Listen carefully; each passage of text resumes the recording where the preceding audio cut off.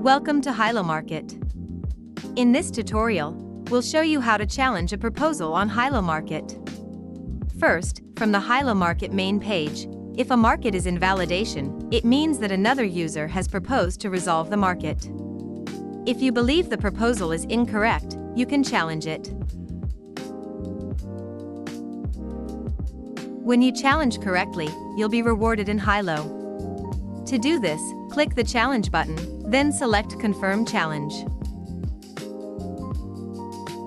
This opens the voting window, where other users can vote on which option is correct, or choose to postpone the market.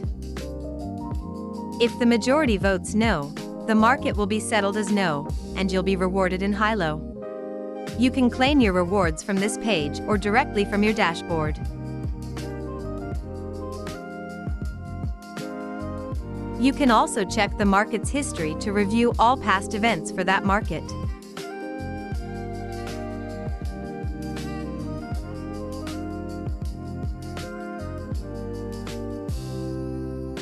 That's it.